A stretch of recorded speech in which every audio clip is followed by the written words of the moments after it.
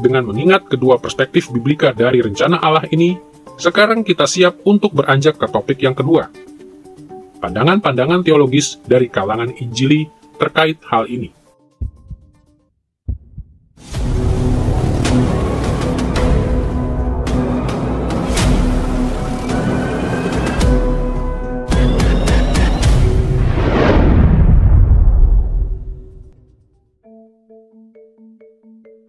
Patut disayangkan bahwa banyak orang Kristen yang tulus yang hanya menekankan sisi yang satu atau yang lain dari apa yang dibicarakan kitab suci tentang perencanaan Allah.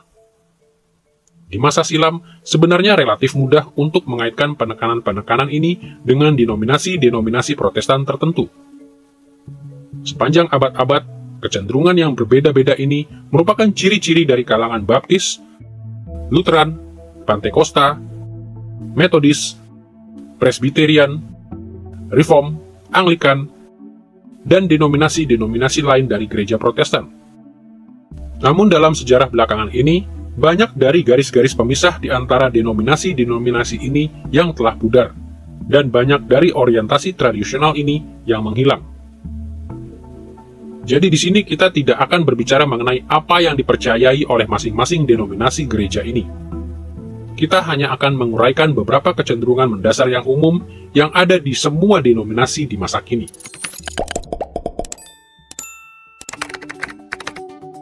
Kita akan membahas keanekaragaman dari pandangan teologis terkait rencana Allah dalam dua tahap. Pertama, kita akan meneliti secara singkat dua pandangan ekstrim yang sering dianut kalangan Injili. Dan kedua, kita akan mengamati apa yang dapat kita namakan pandangan Injili yang sentris terkait topik ini. Mari kita lihat dulu beberapa sudut pandang yang ekstrim.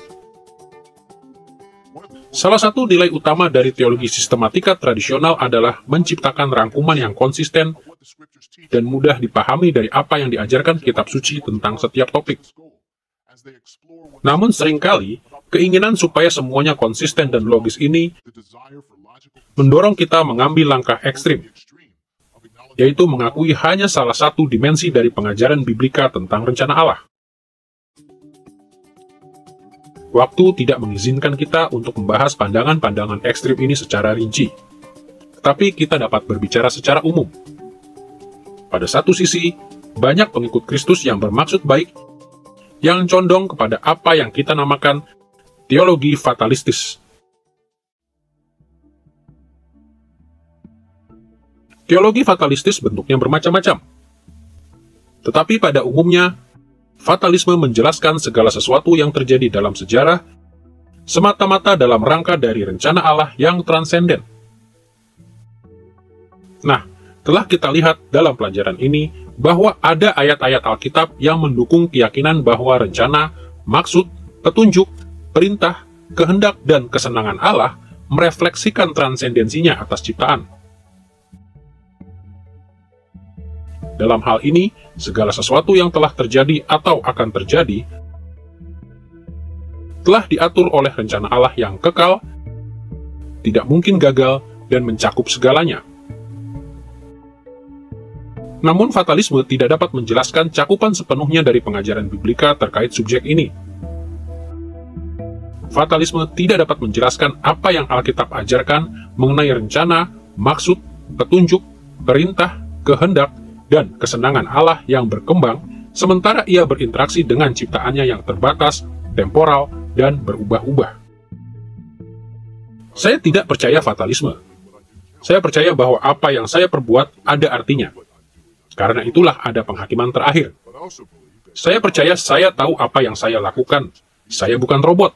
Saya benar-benar melakukannya.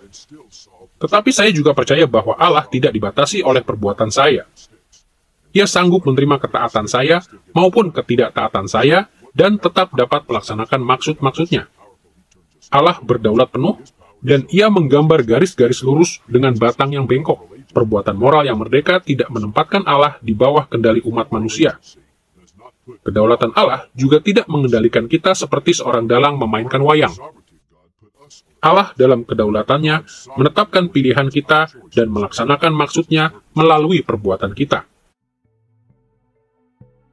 Seandainya kita berbincang-bincang dengan seseorang yang condong kepada teologi fatalistis, kita akan mendapati bahwa mereka menjawab beberapa pertanyaan penting dengan cara berikut. Apakah Allah merencanakan sesuatu dan kemudian membatalkannya sementara ia berinteraksi dengan ciptaan? Kaum fatalis akan menjawab, tidak mungkin. Apakah petunjuk atau perintah Allah pernah gagal? Pandangan fatalistis mengatakan, tentu saja tidak. Dapatkah kehendak dan kesenangan Allah digagalkan? Kaum fatalis cenderung menjawab, tidak mungkin. Dan ketika Alkitab tampaknya mengindikasikan respon yang berbeda atas pertanyaan-pertanyaan ini, kaum fatalis menegaskan bahwa kitab suci hanya mendeskripsikan peristiwa-peristiwa itu sebagaimana umat manusia melihatnya, bukan dalam keadaan sebenarnya. Nah, sambil mengingat kecenderungan kepada teologi fatalistis ini, penting agar kita memperhatikan bahwa sepanjang abad-abad, banyak orang Kristen yang juga telah jatuh dalam pandangan ekstrim yang sebaliknya. Di sisi yang lain, mereka menganut pandangan yang belakangan ini dikenal sebagai teologi terbuka.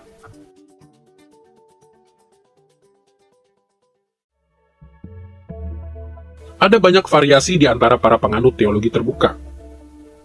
Namun secara keseluruhan, sudut pandang ini menjelaskan hampir semua hal yang terjadi dalam sejarah dalam rangka imanensi Allah.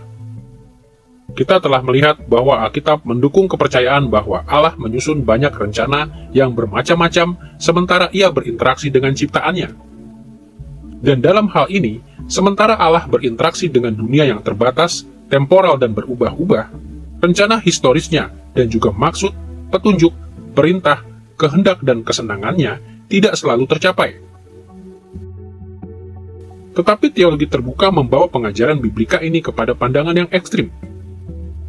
Teologi ini tidak mengakui pentingnya rencana kekal Allah yang mencakup segalanya dan tidak mungkin gagal. Banyak orang yang menganut pandangan yang ekstrim ini sependapat bahwa beberapa peristiwa memang ditentukan oleh perintah kekal Allah yang tidak mungkin gagal. Mereka seringkali mengakui bahwa peristiwa-peristiwa penting seperti kelahiran Kristus, waktu kedatangannya kelak dalam kemuliaan, dan penyelesaian sejarah telah ditetapkan oleh kehendak tertinggi Allah. Namun, selain dari beberapa peristiwa ini, para teolog terbuka pada umumnya berpendapat bahwa keberhasilan dari rencana-rencana Allah, maksud dan kehendaknya, sepenuhnya bergantung pada sejarah. Khususnya pada pilihan-pilihan yang diambil oleh roh-roh dan umat manusia. Seandainya kita berbincang-bincang dengan para teolog terbuka, mereka akan menjawab pertanyaan-pertanyaan penting ini sebagai berikut. Apakah Allah mempunyai rencana kekal yang mencakup segalanya dan tidak mungkin gagal untuk sejarah? Teologi terbuka mengatakan, tidak. Apakah petunjuk dan perintah Allah pernah digagalkan oleh pemberontakan manusia? Pandangan ini menjawab, hampir selalu hal itu bisa terjadi. Dapatkah kehendak dan kesenangan Allah digagalkan? Teologi terbuka menjawab, seringkali. Dari sudut pandang yang ekstrim ini, ketika kitab suci mengindikasikan bahwa Allah mempunyai rencana kekal yang tidak mungkin gagal, para teolog terbuka bersikeras bahwa ini hanya berlaku pada beberapa peristiwa penting tertentu. Teologi terbuka, atau ada yang menyebutnya ketuhanan terbuka, adalah suatu variasi dari Arminianisme klasik. Banyak kesamaannya dengan Arminianisme, tapi ini versi yang lebih ekstrim, khususnya dalam pandangannya tentang pengetahuan Allah akan masa depan. Mereka menganut pandangan yang dinamakan presentisme, yang berpendapat bahwa Allah tahu segala sesuatu mengenai masa lampau, tetapi tidak mengetahui segala sesuatu mengenai masa kini dan banyak hal mengenai masa depan. Juga keputusan-keputusan manusia yang bebas atau segala sesuatu yang bergantung pada keputusan manusia yang bebas. Mazmur pasal 139 mengatakan, Allah tahu apa yang diucapkan lidah kita, bahkan sebelum kita membuka mulut kita dan berbicara. Ada prediksi-prediksi dan penggenapan-penggenapan, terutama dalam kitab 1 Raja-Raja dan 2 Raja-Raja. Yesaya pasal 40 sampai pasal 48 berisi pengajaran yang bagus tentang bagaimana Yahweh membedakan dirinya dari Allah-Allah bangsa-bangsa lain, khususnya melalui pengetahuannya akan masa depan. Ketika kita membaca Perjanjian Baru, Yesus meyakinkan kita bahwa Bapa kita mengetahui segala kebutuhan kita sebelum kita memintanya.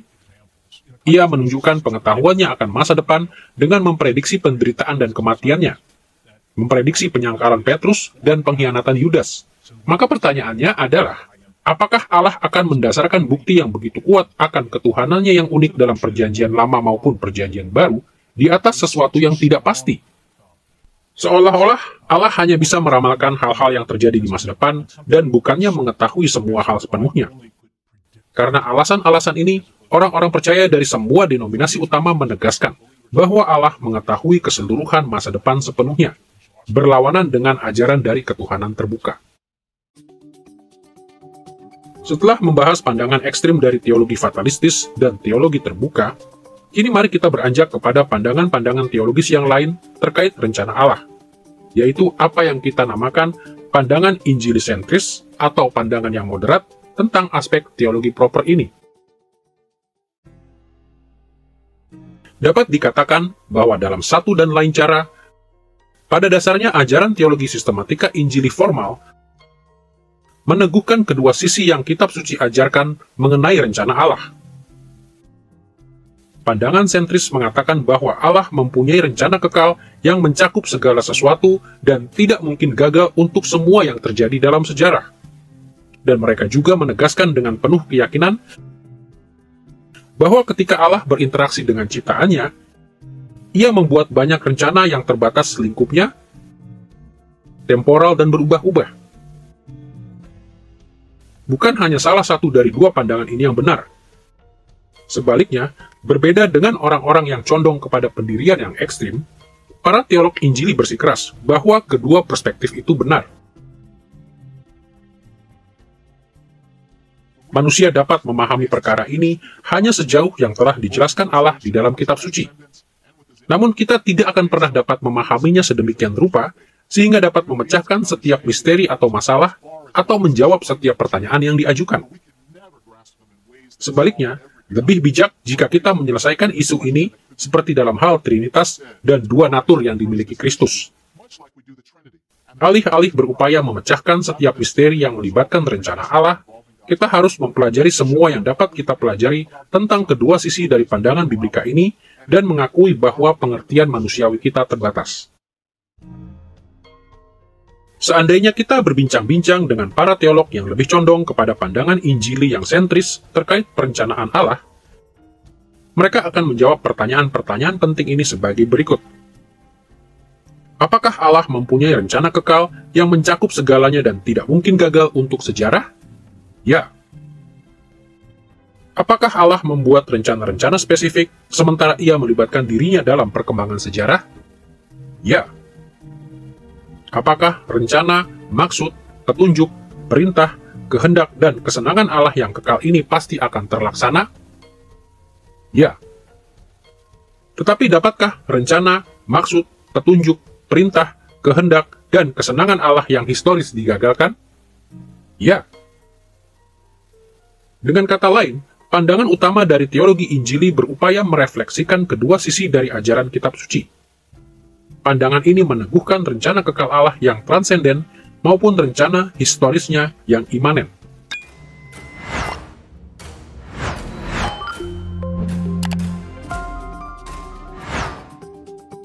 Kendati pandangan sentris ini merupakan ciri-ciri dari sebagian besar teologi sistematika Injili, ada perbedaan-perbedaan di antara orang-orang yang mendukung pandangan ini.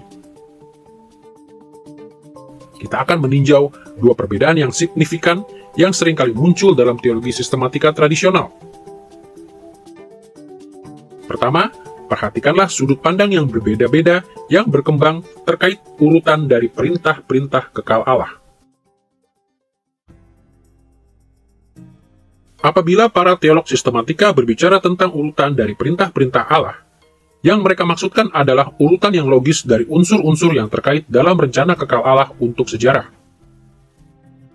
Apakah keterkaitan di antara perintah-perintah utama yang Allah tetapkan sebelum tindakan penciptaannya yang pertama?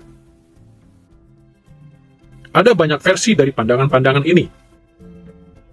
Tetapi secara keseluruhan, ini biasanya dirangkum dalam 3 cara. Yang pertama adalah supralapsarianisme, dari istilah bahasa Latin yang artinya di atas, dan lapsus, artinya kejatuhan. Sebagaimana tersirat dalam nama ini, perintah Allah untuk menyelamatkan umatnya harus ditempatkan di atas, atau sebelum perintahnya untuk mengizinkan kejatuhan umat manusia ke dalam dosa. Pandangan dari urutan perintah kekal Allah ini dapat dirangkum sebagai berikut. Pertama, perintah untuk menyelamatkan umat pilihan Allah dalam Kristus dan untuk menjatuhkan penghakiman atas semua orang lain. Kedua, perintah untuk menciptakan. Ketiga, perintah untuk mengizinkan kejatuhan ke dalam dosa. Keempat, perintah untuk melaksanakan dan menawarkan penebusan melalui Kristus. Dan kelima, perintah untuk menerapkan penebusan dalam Kristus kepada orang-orang percaya yang sejati. Yang kedua adalah infralapsarianisme, dari istilah bahasa Latin infra, yang artinya di bawah, dan lapsus, yang artinya kejatuhan. Sebagaimana tersirat dalam istilah ini, perintah Allah untuk menyelamatkan umatnya harus ditempatkan di bawah, atau setelah perintahnya untuk mengizinkan kejatuhan umat manusia ke dalam dosa. Pandangan dari urutan perintah kekal Allah ini dapat dirangkum sebagai berikut. Pertama, perintah untuk menciptakan. Kedua, perintah untuk mengizinkan kejatuhan ke dalam dosa. Ketiga, perintah untuk menyelamatkan umat pilihan Allah. Keempat, perintah untuk melaksanakan dan menawarkan penebusan melalui Kristus. Dan kelima, perintah untuk menerapkan penebusan dalam Kristus kepada orang-orang percaya yang sejati. Yang ketiga adalah pandangan yang sering kali dinamakan sublapsarianisme, dari istilah bahasa Latin sub, yang artinya di bawah, dan lapsus, yang artinya kejatuhan. Pandangan ini kadang-kadang dianggap sebagai subkategori dari infralapsarianisme.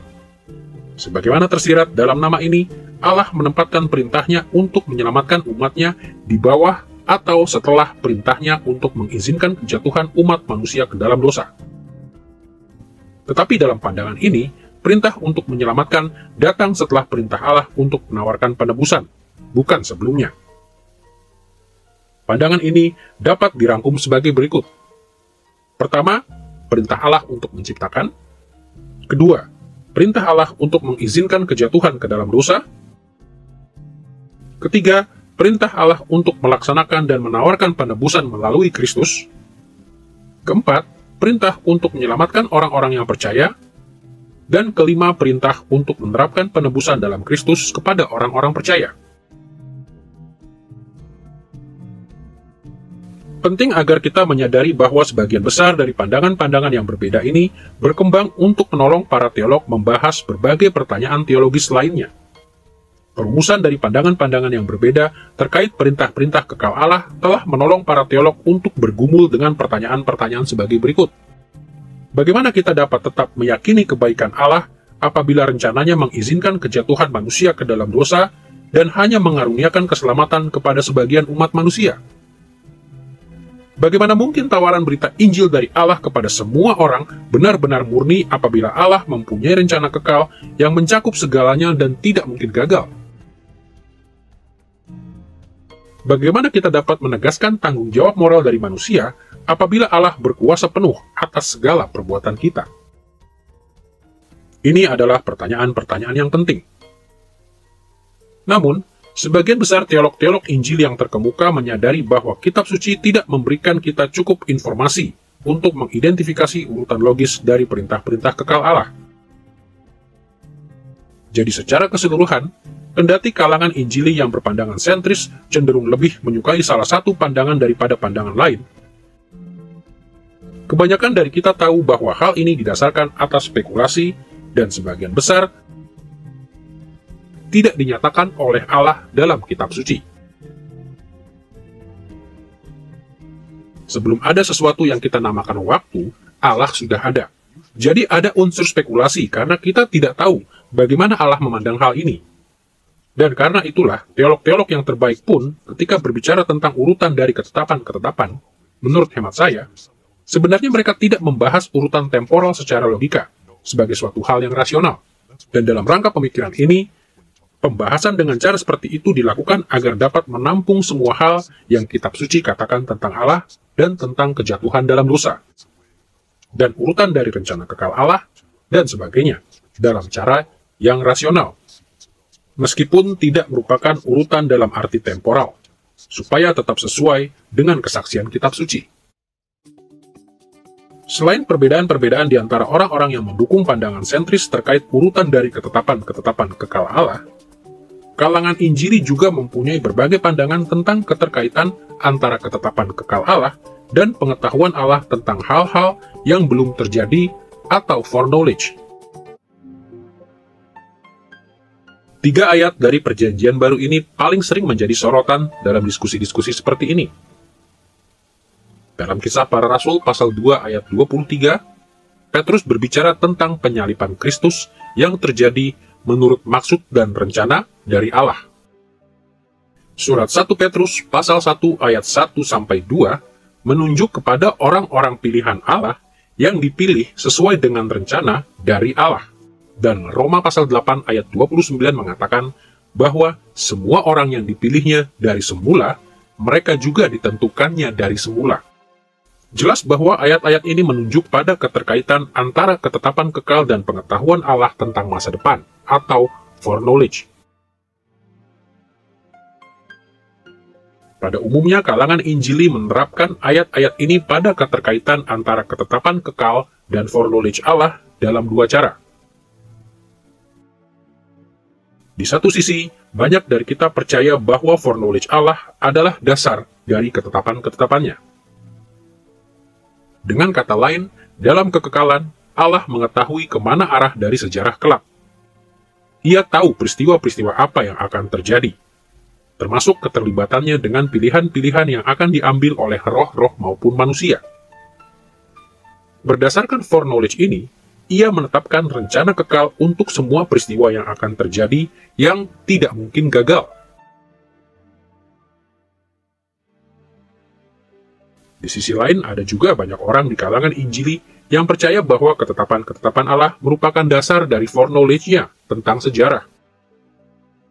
Menurut pandangan ini, Allah merencanakan atau menetapkan segala sesuatu yang akan terjadi dalam sejarah semata-mata menurut kerelaan kehendaknya sendiri.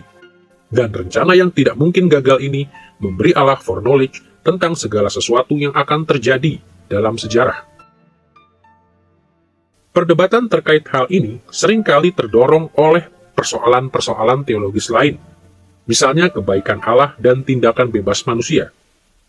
Ini juga melibatkan perbedaan pendapat terkait apakah referensi-referensi Alkitab pada foreknowledge Allah hanya berfokus pada foreknowledge Allah dari peristiwa-peristiwa, atau juga pada foreknowledge-nya secara pribadi dan penuh kasih dari orang-orang yang telah dipilihnya untuk keselamatan.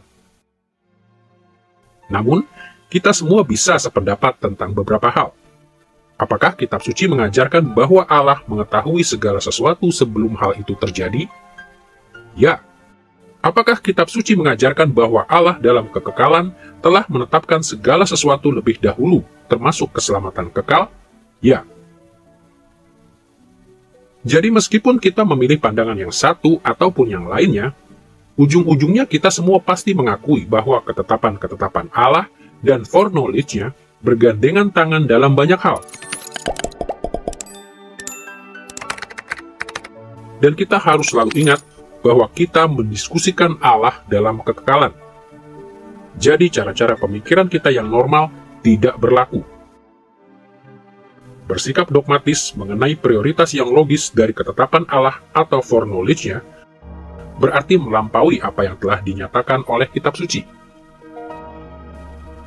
Dalam karyanya berjudul Institutes of the Christian Religion, pada jilid ketiga, bab 21, bagian kelima, John Calvin menegaskan sebagai berikut. Benar, kami menempatkan kedua doktrin, yaitu foreknowledge dan ketetapan kekal, di dalam Allah. Tetapi kami katakan bahwa menempatkan yang satu di bawah yang lain adalah hal yang tidak masuk akal. Calvin dikenal karena keyakinannya yang kokoh akan kedaulatan Allah atas seluruh sejarah. Seperti yang dia tunjukkan di sini, kitab suci tidak memaparkan secara jelas keterkaitan satu dengan yang lain antara foreknowledge dan ketetapan kekal Allah. Jadi menempatkan yang satu di bawah yang lain adalah hal yang tidak masuk akal. Pada akhirnya, setiap kali kita merenungkan rencana Allah, kita harus ingat bahwa kedua sisi dari gambaran biblika ini yang tercermin dalam pandangan-pandangan Injili yang sentris sangat penting bagi kehidupan Kristen. Allah berdaulat penuh atas setiap pencobaan dan kesukaran dalam kehidupan. Segala sesuatu dalam kehidupan terjadi menurut apa yang ditetapkan oleh Allah. Pada saat yang sama, Allah terlibat erat dengan kehidupan kita. Ia mengarahkan sejarah ke satu arah dan kemudian ke arah yang lain. Seringkali tergantung pada pilihan-pilihan yang kita ambil. Kalau kita menolak salah satu dari pandangan-pandangan ini, berarti kita kehilangan beberapa ajaran kitab suci yang memberi semangat dan kehidupan. Kedua sisi dari ajaran biblika terkait perencanaan Allah, maksud Allah, petunjuk dan ketetapannya, dan juga kehendak dan kesenangannya, amat penting bagi pelayanan kita yang benar sebagai pengikut-pengikut Kristus. Salah satu pertanyaan yang berulang kali muncul dalam teologi adalah tentang keterkaitan antara kedaulatan ilahi dan kemerdekaan manusia, antara pilihan-pilihan yang kita buat dan kehendak serta maksud tertinggi Allah. Saya rasa orang-orang yang menekankan pilihan manusia cenderung agak meremehkan ayat-ayat Alkitab yang berbicara tentang kedaulatan Allah dan bagaimana kedaulatan Allah mencakup segalanya dan segala sesuatu yang terjadi pada dasarnya adalah maksud Allah. Sebaliknya, orang-orang yang sangat menekankan kedaulatan Allah mungkin meremehkan pilihan-pilihan yang dibuat manusia dan signifikansi dari pilihan-pilihan tersebut dalam hal-hal yang terjadi di dunia. Dan saya rasa kita semua cenderung berpegang pada ayat-ayat yang mendukung teologi kita dan kemudian meminimalkan signifikansi ayat-ayat yang mungkin mendukung pandangan orang lain. Saya rasa jika kita makin banyak terlibat dalam perbincangan teologis di antara kita, ini akan menolong kita untuk melihat signifikansi dari setiap ayat kitab suci dan sungguh-sungguh bergumul dengan implikasinya.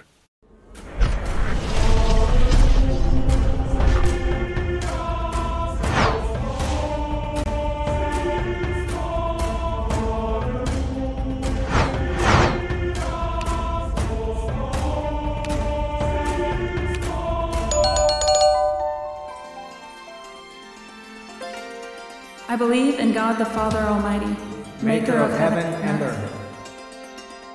I believe in Jesus Christ, His only Son, our Lord, who was conceived by the Holy Spirit and born of the Virgin Mary. He suffered under Pontius Pilate, was crucified, died, and was buried. He descended into hell. The third day he rose again from the dead. He ascended into heaven and is seated at the right hand of God the Father Almighty. From there he will come to judge the living and the dead. I believe in the Holy Spirit, the Holy Catholic Church, the communion of saints, the forgiveness of sins, the resurrection of the body, and the life everlasting. Amen.